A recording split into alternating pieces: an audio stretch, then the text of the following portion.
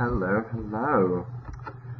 So I will be giving you guys a little recap of what's been going on in geometry in the last couple of weeks. I have just received this graphics tablet, so I'm currently writing like a kindergartner, and hopefully you'll understand what I'm doing. Alright, so let's just dive in. Today we'll be looking at the angle bisector theorem and its applications, the multiple parallel line theorem and its applications, the altitude theorem and its applications, and how to multiply radicals. We've done a lot more than this in class, but this is all you really need to know in order to be able to jump right back in when you're ready. Okay, so let's just get started. So let's have a look at this triangle over here. So you can see we have side AB equals 12 and side CA equal to 6. We also have DB equal to 8.08 and CD equal to 4.04. Can you see any relationship here? Well, it looks like AB over CA, so 12 divided by 6, is equal to 2. So let me go ahead and write that down.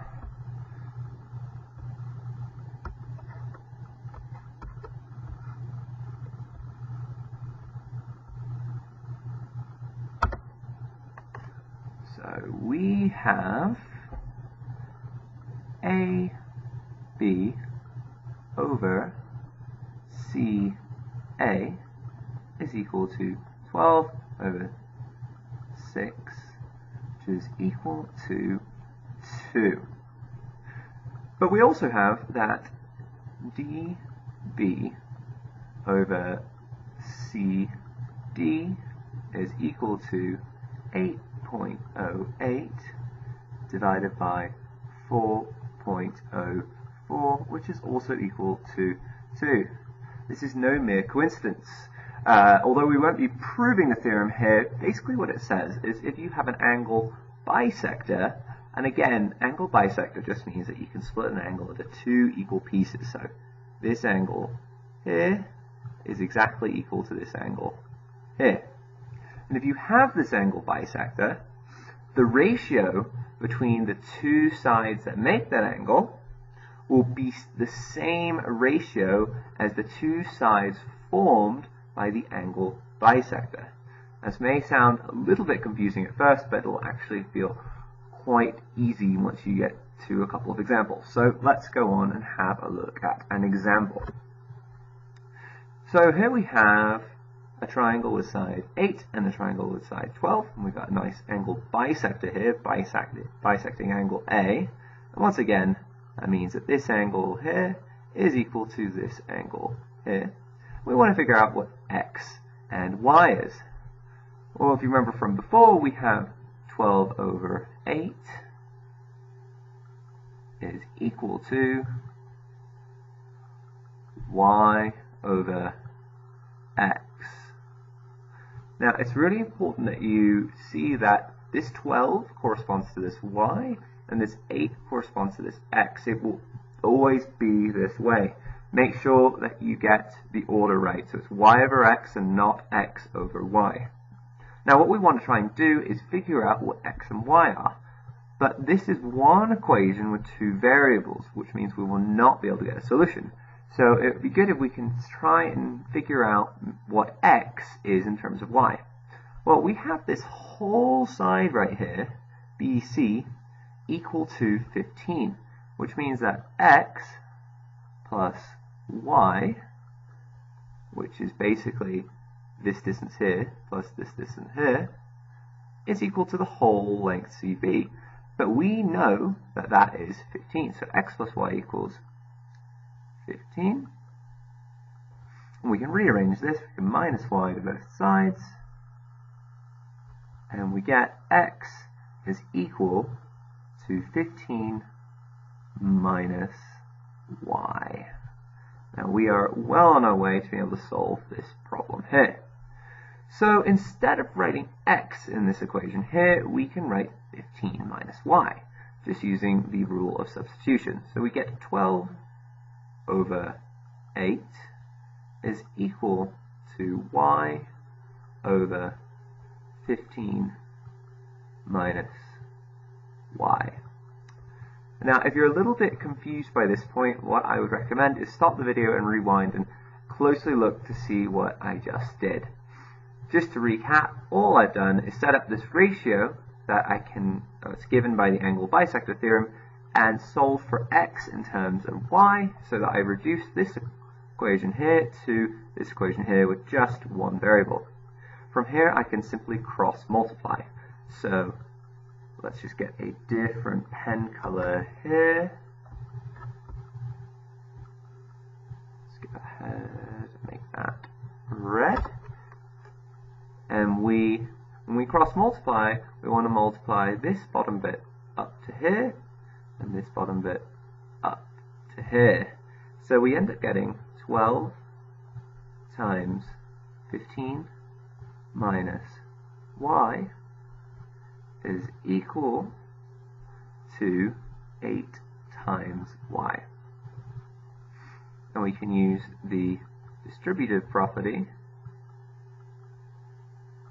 in order to multiply this out. And you can check this all with your calculator, but I will go ahead and do this now. So 12 times 15, well, it's the same thing as 6 times 30, so I know that is 180 minus 12y is equal to 8y. Now, I'm trying to solve for y here, so I want to get all the y's together. So if I go ahead and add 12y, can nicely get all the y's on the same side of the equation, and I get 180 is equal to 20y. Now again, we're solving for y, so we want to have y by itself. So we want y equals something. So in order to do that, and I'm just going to move over here, I'm going to divide both sides by 20. So let me just rewrite this out one more time. So 180 is equal to 20y. Divide by 20. And I get y is equal to 9. You will get to use a calculator to figure this out. I'm not expecting you to be able to do this in your head. Right, so we are not finished yet. We still need to figure out what x is. But we have a lovely equation up here that tells us what x is. It's simply 15 minus y. And y, as we just figured out, is 9. So we have x is equal to 15 minus 9, which is equal to 6. So there you have it. We have solved our problem. Let's go ahead and circle our answers in blue.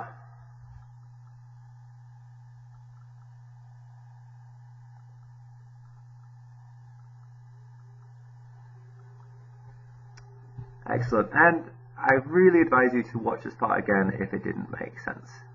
Let's do one more example and move on to the next topic. Right, so here once again what we're looking for is x and y.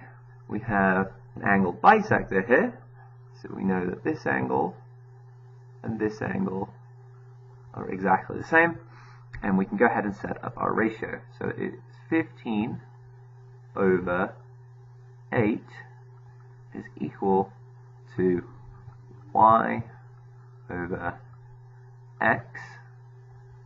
And once again, we have x plus y is equal to 12, because AB is simply just x and y together. So over here we get x plus y is equal to 12. I'm going to solve for x once more, so I'm going to minus y to both sides.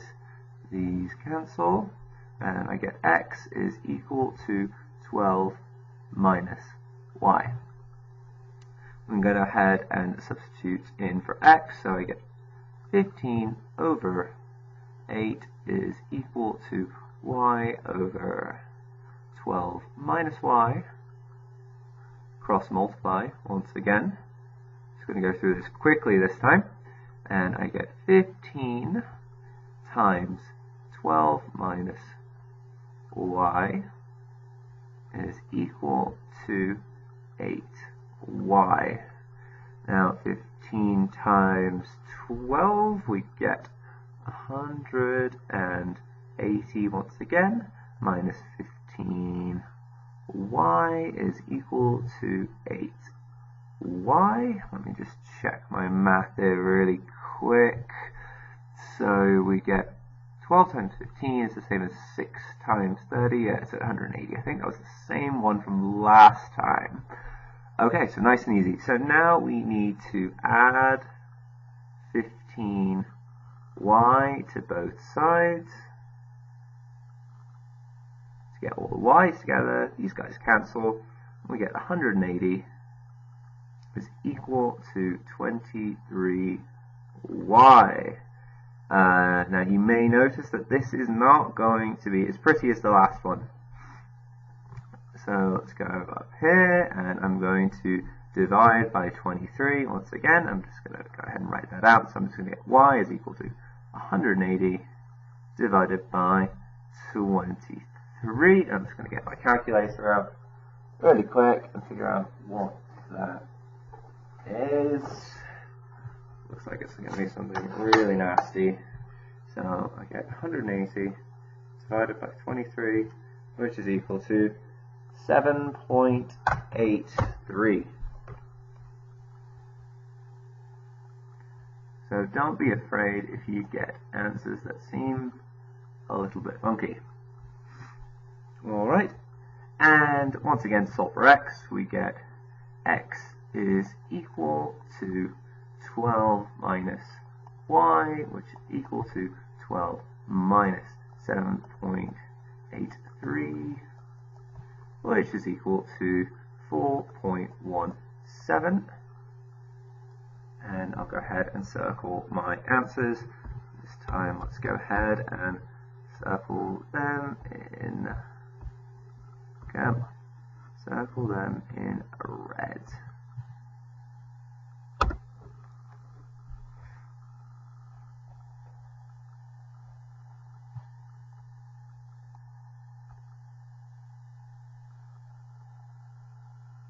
Great. Okay. Now we're going to move on to the multiple parallel lines theorem. So as you see here, we have a very familiar looking situation. We have two parallel lines here, and we have parallel line there, parallel line there. I know I haven't stated they're parallel, but I'm just telling you now that they are parallel. And we want to show that the ratio of x to y is equal to the ratio of x prime to y prime. In case you haven't seen ratios before, they are exactly the same as fractions.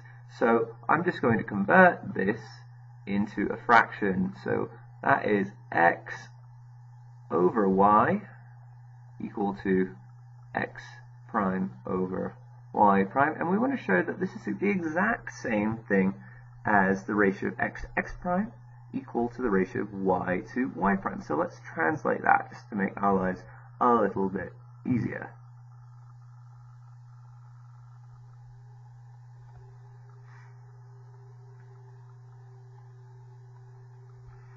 Now we know x over y equals x prime over y prime from the fact that we have these two parallel lines. So this is actually comes straight from the side splitter theorem.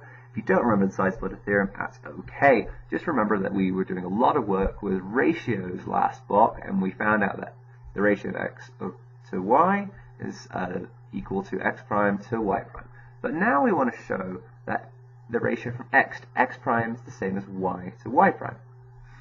So let's go ahead and get a different color again. Let's do green this time. And let's see if we can manipulate this first guy here and see if we can end up getting this guy here. So first thing I can definitely do is use, oops, sorry, my graphics pad just fell out there. Okay, so what we can do is cross multiply. So with cross multiplication, we're getting rid of all the fractions. So now we have x y prime is equal to x prime y. Now we want to get our equation looking like this. So we want x prime on the bottom, and we also want y prime on the bottom. So first thing we can do is we divide both sides by x prime. So we divide both sides by x prime. Remember, with algebra, you can do anything to one side of the equation as long as you do it to the other. These x primes cancel out, and we have x y prime over x. Oops. Okay, not sure what happened there. That's all right. Okay, is equal. Oh, come on. So x y prime over x prime is equal to y. Okay. And now we also want y prime on the bottom, so we're going to do exactly the same thing with y prime. We're going to divide both sides by y prime. So I'm just going to go ahead and rewrite everything out. Just draw an arrow here just so you can see where I'm coming from. So we have x y prime over x prime, and we're going to divide both sides by y prime. So I'm going to just put y prime on the bottom on this left side, and then we have y divided by y prime here. These y primes cancel out, and I am left with, let's write over here just so my computer doesn't mess up again, we have x over x prime is equal to y over y prime. And we are done. Okay, so here is our big theorem. The theorem says parallel lines cut transversals into proportional segments. If parallel lines are intersected by two transversals, then the ratios of the segments determined along each transversal between the parallel lines are equal. Mathematicians like to make really simple things into things that sound really complicated. So I have just translated that for you guys, and that basically means this. So if you have two transversals here and a bunch of parallel lines, it means that the ratio of x to x prime, so between these two parallel lines, is the same as y over y prime. And the way we're going to prove this is we're going to try and split this figure up into triangles. We can't really do anything yet because we don't have any triangles, and we only have theorems about triangles. So if we connect this point here to this point here, maybe we can get a little bit further.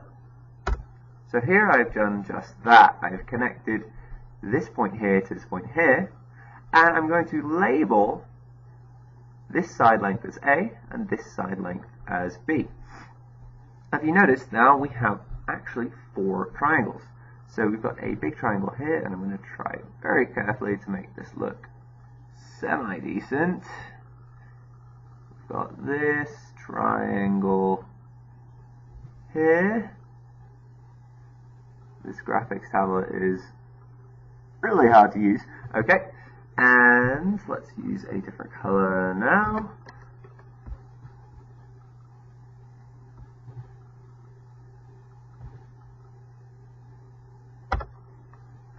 We also have this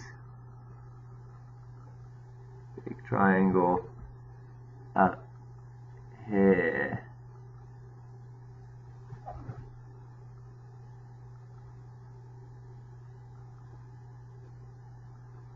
I'm sure your newborn baby could draw better lines than that, but whatever, you see the point. This is a triangle here, and this is a triangle here.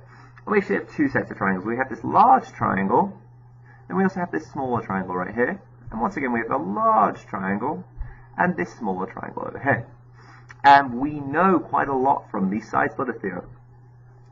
We know that x over A is equal to y over B. But we have just shown in the last slide that in fact we have x over y is equal to a over b. So I'm just going to write that over here. So we have x over y is equal to a over b. And we also have something very similar for the other side. I'm not going to write out this first step. I'm just going to translate it straight into what we learned before. So we actually have x prime over y prime is equal to a over b. So we have x prime over y prime is equal to a over b. Now we've got something pretty interesting here. We have x over y is equal to a over b, and x prime over y prime equal to a over b. So if x over y was, for example, a dog, and then x prime over y prime is also a dog, then we could say they're both dogs. Therefore, they are both equal to each other. Alright, let's put this into green. And if the dog analogy is not a good one for you, basically, if x over y was equal to, let's say, 5, and x prime over y prime is equal to 5, then you could easily say that they're equal to each other. So let's just write that out. So we have x over y is equal to x prime over y prime. And from this, we can actually use that first theorem again that we were looking at and say that x over x prime is equal to y over y prime. And we are done. Now we're going to try and use this theorem to solve a couple of problems. Again, please stop this now if this is really confusing. This proof is not critical to understand step by step, but it's important that you understand what this relationship is saying. The reason I include this proof in the video is it's actually a really beautiful and relatively simple proof. Okay, moving on. So here we have 3 parallel lines. I'm just going to draw the fact that they're parallel on here. I will tell you they are parallel in the future, don't worry, so you don't have to make any assumptions. And we're going to use the theorem from before to try and figure out what x is. So the theorem from before, and I'll state it just one more time, x over x prime is equal to y over y prime. And if you recall, the x was here, the x prime was here, and the y was here, and then the y prime was over here. Now I know this is a little bit confusing because this is also an x, but the only reason I'm writing these x, x prime, y, and y prime is to try and relate this back to the theorem, make it as simple as possible. Great. So our x from before is a 9, so we have 9 over, and then x prime is 12, so 9 over 12. And then our y right here is a 3, and our y prime from the theorem before is x. And this is actually a really easy equation to solve. We're just going to go ahead and cross multiply, and we get 9x is equal to 3 times 12, and 3 times 12 is 36. I'm going to divide both sides by 9. I'll write that out. So if 9x is equal to 36, I'm going to divide both sides by, not x. Divide both sides by 9. Let's get out an eraser.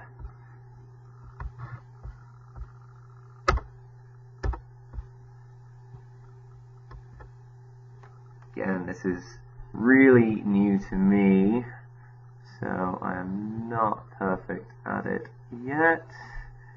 And we get x equal to 4, and that is it. We are done. Simple as that. If it seems really complicated and you're doing a lot of steps, you're probably doing it wrong, so check your work again. Okay, one more problem. Okay, so with this one here, we see our parallel lines are going up and down rather than side to side, but that's fine. It's exactly the same proof.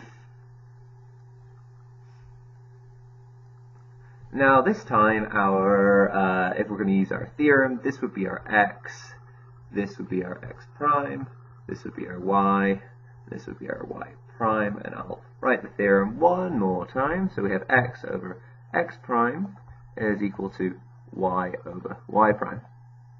And it's worth noting that it doesn't matter if I put x here or x prime. I could have x or x prime here, and I could have x or x prime here. As long as they're consistent, the primes need to be on one side, and the normal letters need to be on the other side, and you will be absolutely fine. So my x in this case is 2. We'll write up here 2 over, and my x prime over here is x. I'll write x, and that is equal to, well, my y is 5.5. My y prime is 4.125. And once again, we're going to cross multiply. 2 times 4.125 is equal to 8.25.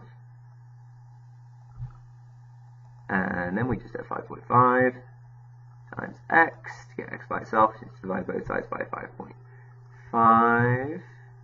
This one, unfortunately, I cannot do it in my head, so I'm just going to look on my calculator really quick.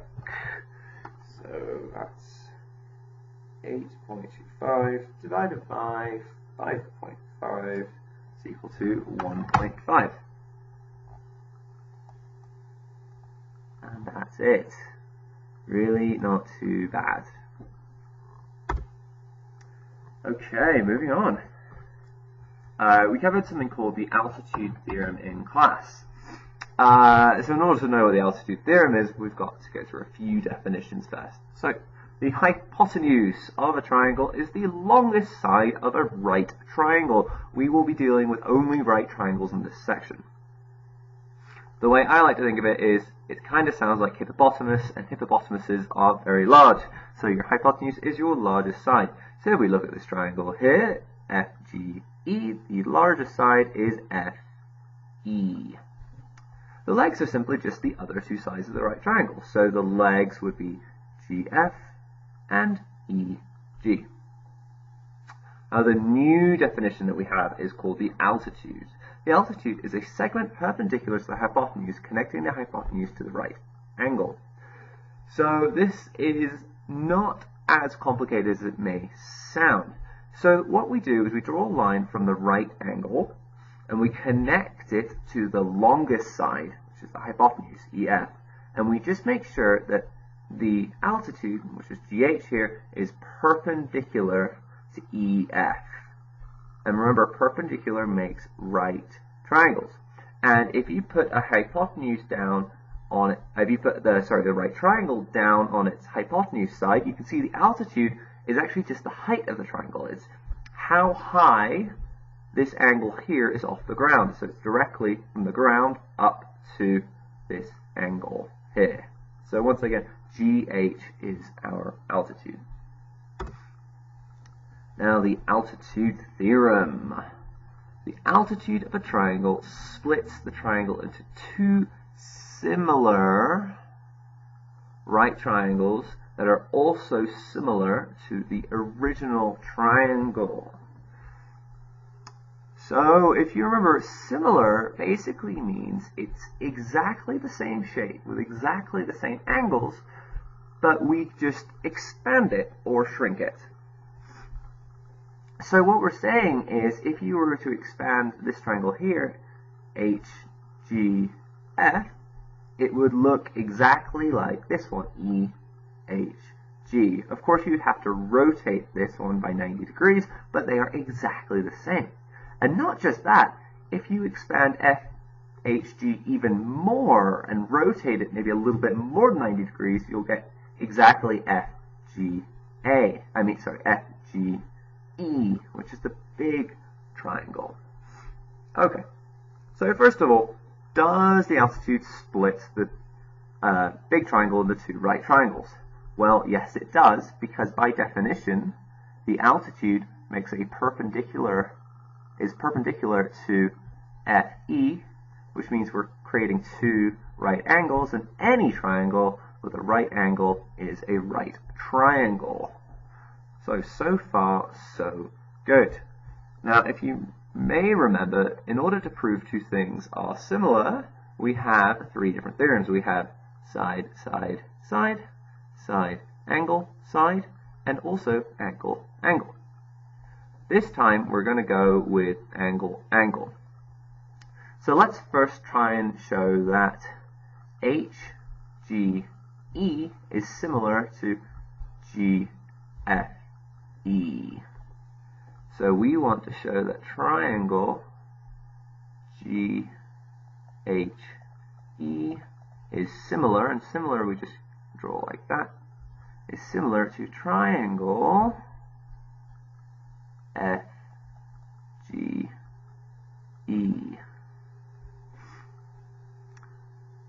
And the way we're going to do that is, first of all, they both have a right triangle, a right angle.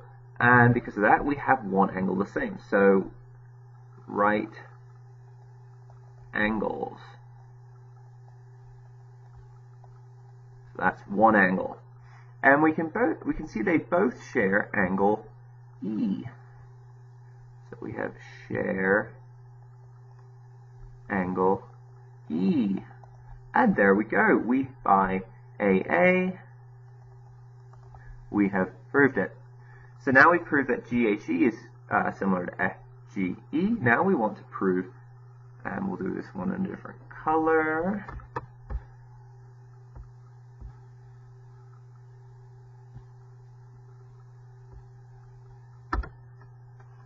Now we want to show that the little triangle is similar to the really big triangle. So we want to show that GHF, so GHF is similar to triangle FGE. Now, once again, they're both right triangles, so we have one angle already covered. And these two triangles, well, they both share angle F.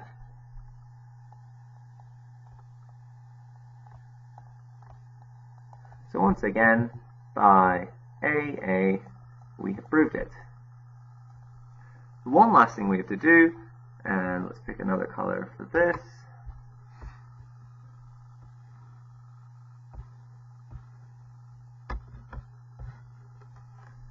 Is prove that the little triangle here, so this is triangle GHF,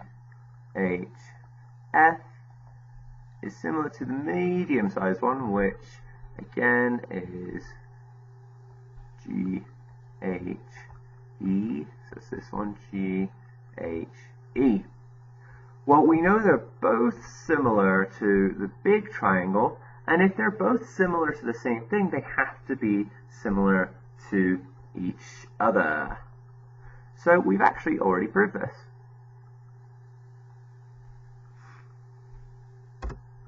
Okay, now we're just going to do a couple applications of this really quick. So here we have a triangle with sides 5, 12, and 13. Don't be fooled by this x and y. It says here AC is equal to 13. But we want to find out what these sides of the inside triangles are. So let's try and compare sides. So the big triangle ABC, its longest side, the hypotenuse, is 12. And we have that the second, oh, I'm sorry, that's actually 13. Because the hypotenuse is the longest leg, and you can see the longest leg of ABC is actually 13, my mistake. And the second longest leg, BC, is 12, so we're going to put 12 over here. Now let's compare it to the longest leg of the medium-sized triangle. So the longest leg of the medium-sized triangle is actually BC, which is equal to 12. And the second longest side, as you can see, is this side here, DC, which is equal to Y.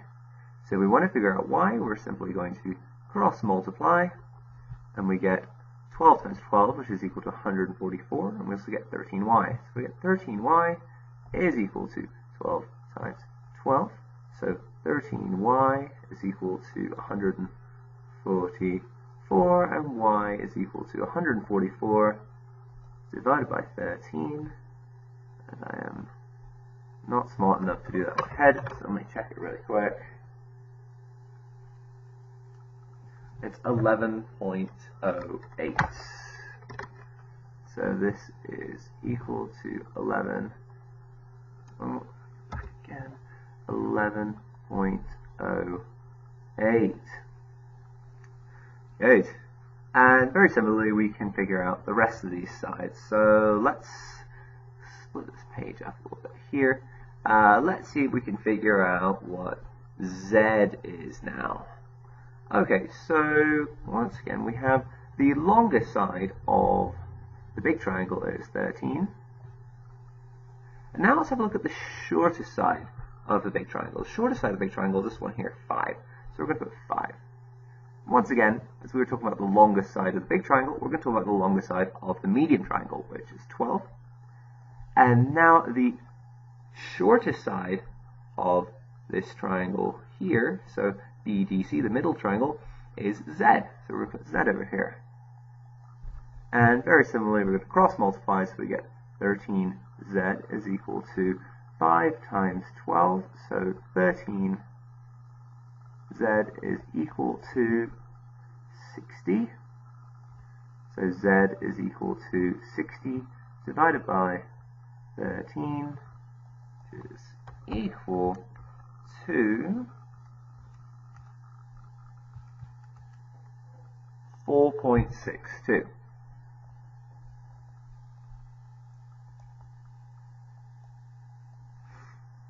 And finally, let's have a look for x.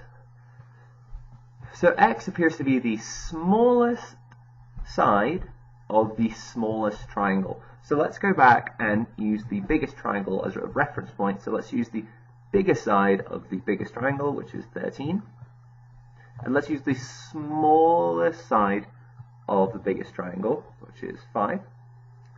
Now let's go ahead and use the biggest side of the small triangle, which happens to be 5. So the hypotenuse of ABD is 5. You can see that is the longest leg. Over the smallest side of the smallest triangle, which is x. So once again, we're going to cross multiply, and we get 13x is equal to 25, and we get x is equal to 25 divided by 13, and that is equal to 1.92.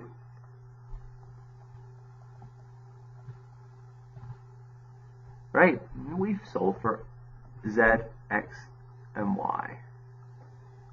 So z, there is y, and here is x.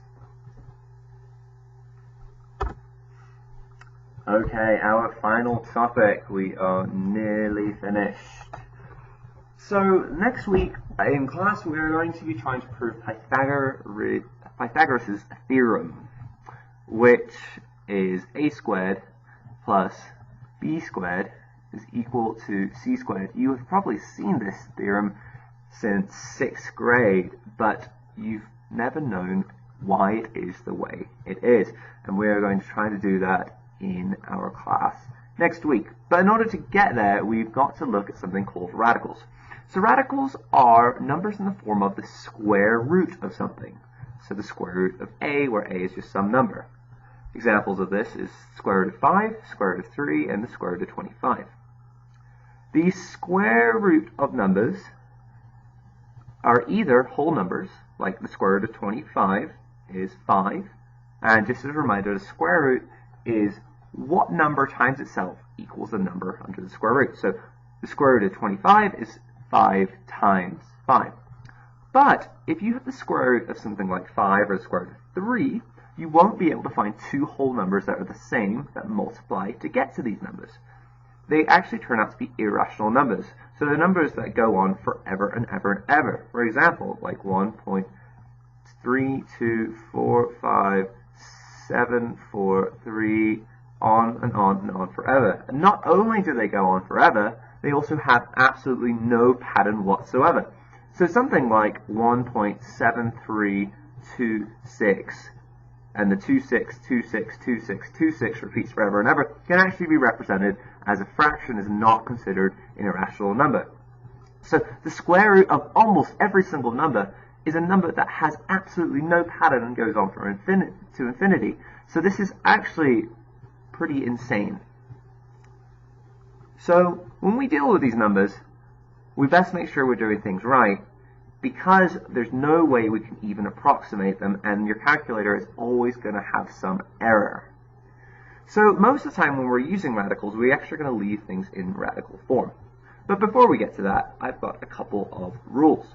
We have the square root of AB is equal to the square root of A times the square root of B.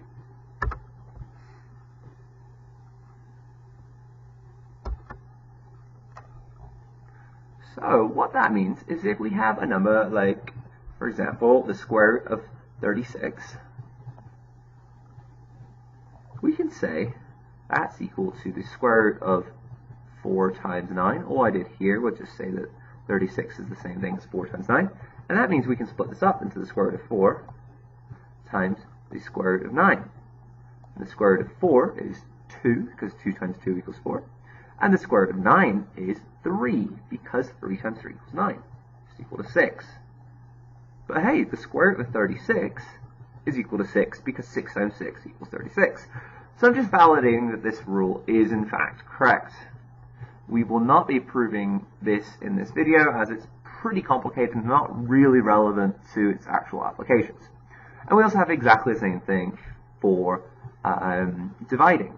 We have the square root of A over B is equal to the square root of A divided by the square root of B. So let's go ahead and look at a couple examples.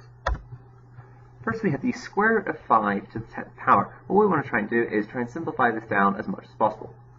So just as a reminder, 5 to the 10th power means 5 times 5 times 5, and we're going to keep going 10 times. So this is actually equal to 5 times 5 times 5 times 5 times 5 times 5 times 5 times 5 times 5 times 5 as the square root of all of this.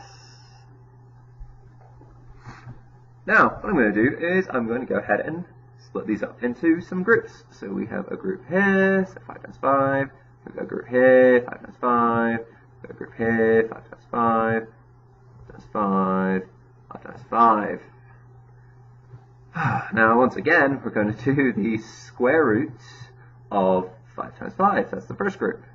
And we're going to do the square root of 5 times 5. The square root of 5 times 5. The square root of 5 times 5. The square root of 5 times 5. And we're just using that rule which we looked at before. This is equal to the square root of 25 times the square root of 25 times the square root of 25 times the square root of 25 times the square root of 25. And we are almost done. This is equal to, well, the square root of 25 is just 5 times, well, it's just 5, because 5 times 5 equals 25. So we have 5 times 5 times 5 times 5 times 5. And how many 5s do we have? Well, we have 1, 2, 3, 4, 5. Which is equal to 5 to the 5th power. Now, I would hate for you to have to go through all of these steps in every single problem. So what I'll tell you is when you're taking the square root of a variable or a number, if you have a power, you can cut that power in half. So if, for example, you have the square root of 5 to the 4th, your answer would be 5 squared. if you had the square root of x to the 8th, your answer would be x to the 4th. And so on and so forth. And this really only works if your power is even. If you have square root of x squared, you're going to have x to the 1st. But anything to the 1st power is simply just the number itself, x, which makes sense. Alright, let's have a look at the square root of 4 times x to the 4th. So the square root of 4 times x to the 4th, let's see if we can split that up. We're going to say that's equal to the square root of 4 times x to the 4th, by that rule that we talked about before. Now let's just do these separately. The square root of 4, well, we're looking at a number that times by itself equals 4, and we know 2 times 2 equals 4, so we know this is equal to 2. And then the square root of x to the 4th. And from the last slide, we know we can just split, we can just half this number here, 4, so we get x squared. And that's it. Simple as that. Okay. If you've been following along so far and you feel pretty comfortable, have a look at this problem with me. If not, don't worry, you can stop the video here. This is a challenge problem that I will be offering to a few students in the class, but not everyone, and I don't have the expectation that everyone can do this. But it is a good problem. So, let's give it a try. Let's first of all split up the top. So we have the square root of 18x, and I'm going to split this up into the square root of 18 times the square root of x, and on the bottom I'm going to have 3 times the square root of x to the 5th. I'm just going to leave that alone for the moment, but we will come back to it. And this is equal to the square root of 2 times the square root of 9 times the square root of x. This is just using the rule that we used before, over 3 times the square root of x to the 5th. This is equal to 3. This is square root of 9 equals 3, so 3 times square root of, well, we've got square root of 2, and we've got the square root of x. Okay. All over 3 times x to the 5th. But have a look at that. We've got a 3 on the top and a 3 on the bottom, so these guys cancel away. Now, is there anything else we can do?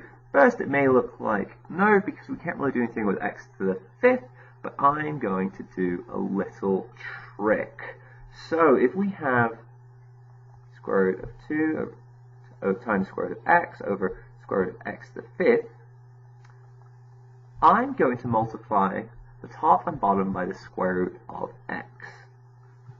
You're allowed to multiply the top and bottom by exactly the same thing, because if you have some number divided by the same number, that's actually equal to 1.